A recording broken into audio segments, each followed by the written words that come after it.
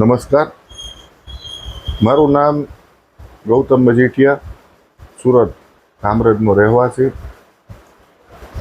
આજ રોજ ના છૂટકે તમારી સમક્ષ ઘણા બધા મુદ્દા લઈને હું આવ્યો છું. તો હું જે કાંઈ પણ બોલું અને જેના વિશે બોલું એ તમે લોકો પહેલાં શાંતિથી સાંભળશો એવી હું આશા રાખું છું, અને એની ઉપર તમે બહુ વિચારજો કે હું શું કહેવા માગું છું. આજ રોજ થારોલી મુકામ, કામરેજમાં આવેલું થારોલી મુકામમાં પાંજરાપોળ વિશેની આપણે પહેલાં વાત કરી લઈએ.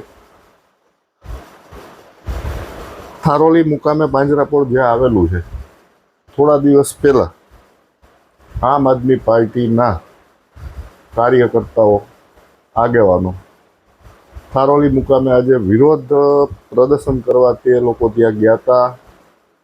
અને એવું સમાજમાં જૂઠાણું ફેલાયું છે કે થારોલી મુકામે જે પાંજરાપોળ આવેલું છે તેની અંદર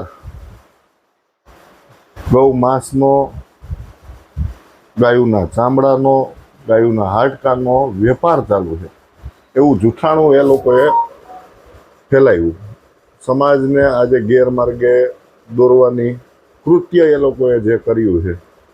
તો આજ રોજ અમે ઘણા લોકોએ થારોલી પાંજરાપોળની મુલાકાત લીધી. આખા પાંજરાપોળની અમે સમીક્ષા કરી, અમે ઘણું બધું જોયું.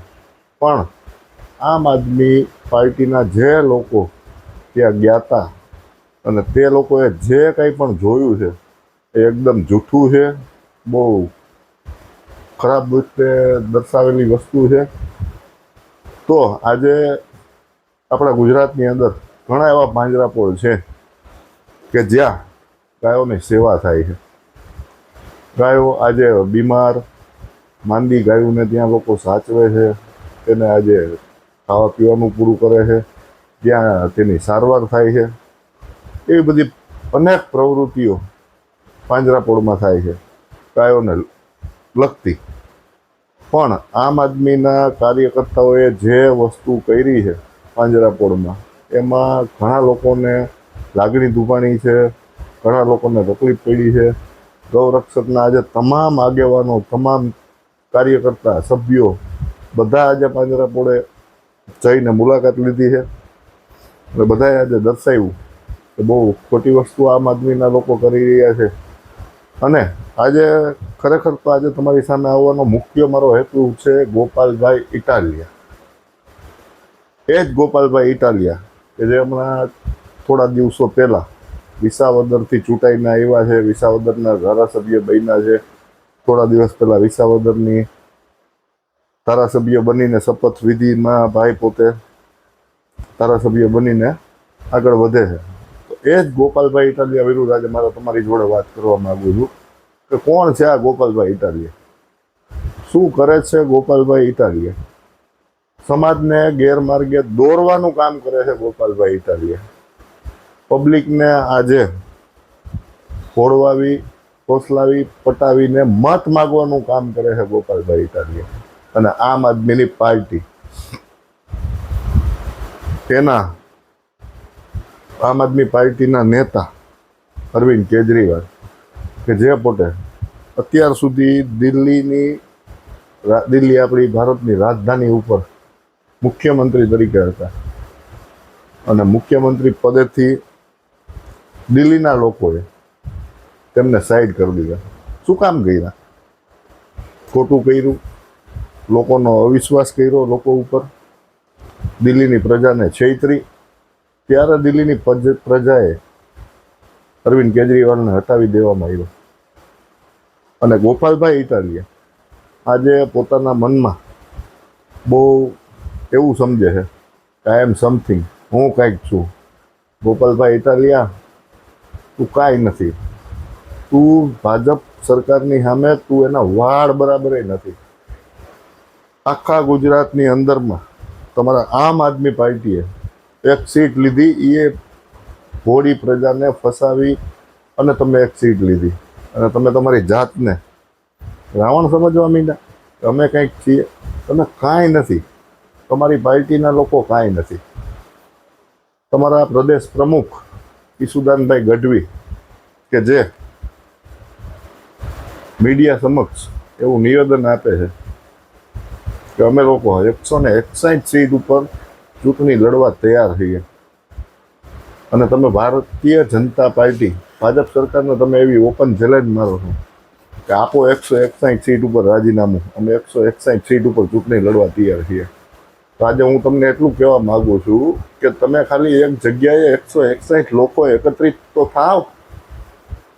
તમે આજે 161 સીટ ઉપર ચૂંટણી લડવાની વાતો કરો છો, તો 161 લોકો એક જગ્યાએ એકત્રિત થઈને તો બતાવો, પછી ચૂંટણી લડવાની વાત કરજો.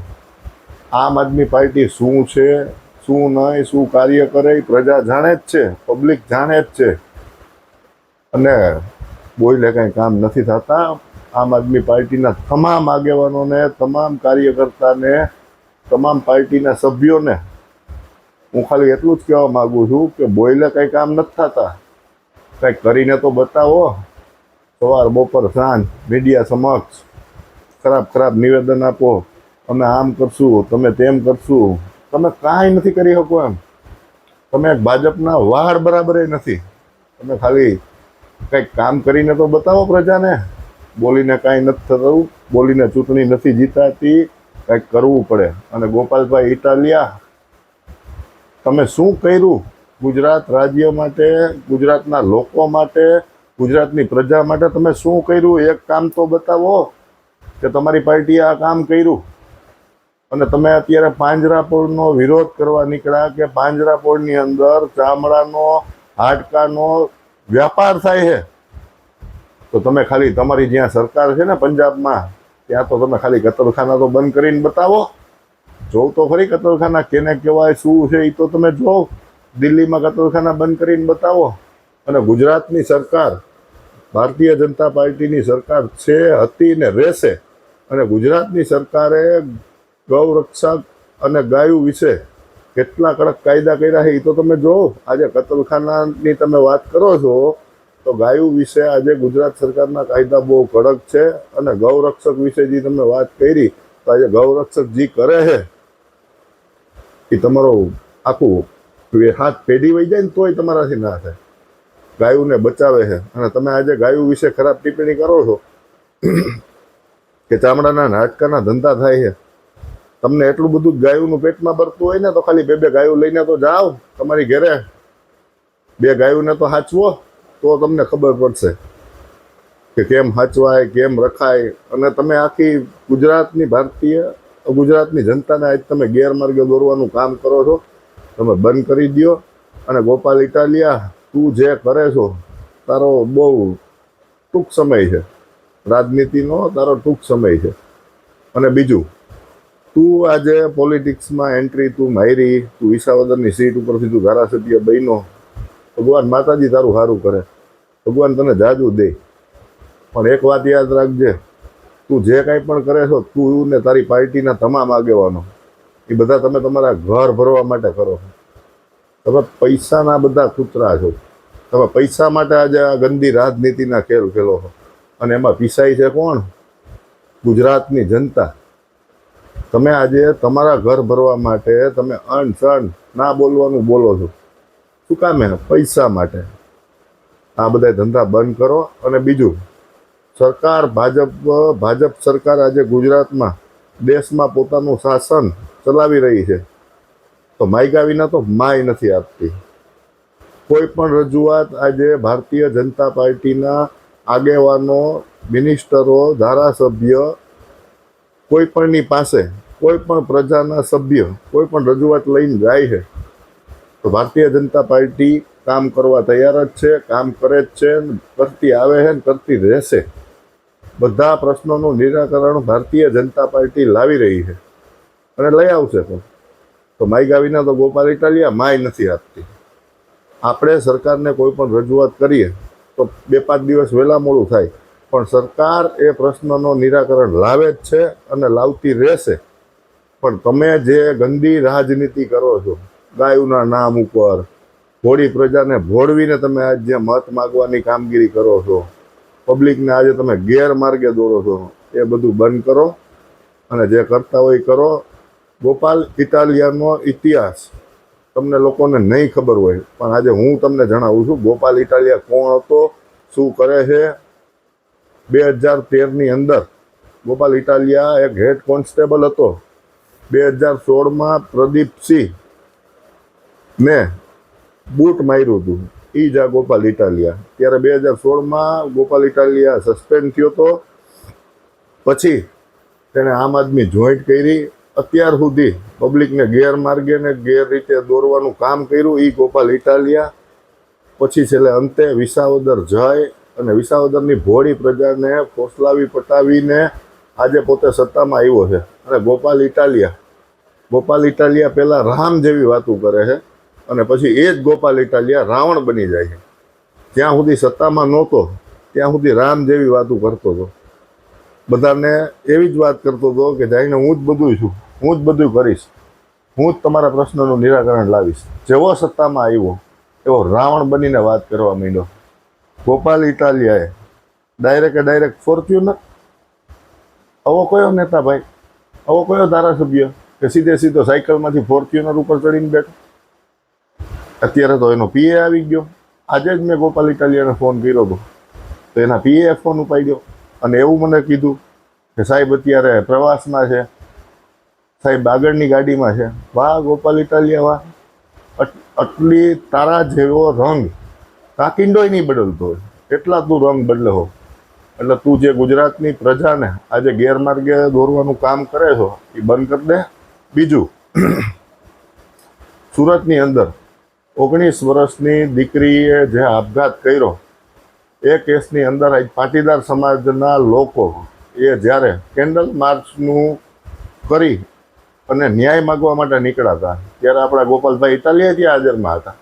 પણ એ શું કરતા હતા? ફાકા ફોજદારી, ભાઈબંધ દોસ્તાર આવીને હસીને વાતો કરતા હતા. તું દીકરીને ન્યાય અપાવવા ગયો હતો કે ત્યાં બધા તારા ભાઈબંધ દોસ્તારો આવીને ફાકા ફોજદારી કરવા ગયો હતો? સમાજને તું ગેરમાર્ગે દોરવાનું કામ બંધ કરી દે ગોપાલ ઇટાલિયા, અને જે કરતો એ કર, શાંતિથી ખા અને બીજા લોકોને હેરાન કરવાનું બંધ કર. તું આજે દીકરીના મૃત્યુના ન્યાય આપવા માટે પણ તું જા અને ત્યાંય તું હસીને બધા એને ઠીઠિયા મસ્કરી કરે. આ ગોપાલ ઇટાલિયાનો ચહેરો છે. તો મારી ગુજરાતની પ્રજાને નમ્ર વિનંતી છે કે આમ આદમી પાર્ટીના તમામ લોકો આજે આખી ગુજરાતમાં જૂઠાણું ફેલાવે છે તો એનાથી તમે સાવચેત રહેજો. ગાયોના નામ ઉપર મત માગે છે. પ્રદેશ પ્રમુખ ઈસુદાન ગઢવી આમ આદમીનો આખો દિવસ બોલીને કાંઈ ન થાય. કંઈક કામ કરીને બતાવો, પ્રજાના પ્રશ્નને કંઈક હલ કરીને બતાવો, ત્યારે તમારી લોકો કદર કરશે. બાકી એવા જૂઠાણા ફેલાવાના બંધ કરો. એટલી મારી તમને નમ્ર વિનંતી છે કે આ બધાય તમારા ધંધા બધાય બંધ કરો. જય હિન્દ, જય ભારત. અને ખાસ ધ્યાન રાખજો ગુજરાતની પ્રજાને. હજી એક વખત હું બે હાથ જોડીને વિનંતી કરું છું કે આમ આદમીના તમામ કાર્યકર્તા, તમામ આગેવાનો, તમામ નેતાઓનું ક્યાંય એની વાતોમાં ના આવતા, ક્યાંય એની ઝપટમાં ના આવતા. એટલી મારી તમને બે હાથ જોડીને વિનંતી છે.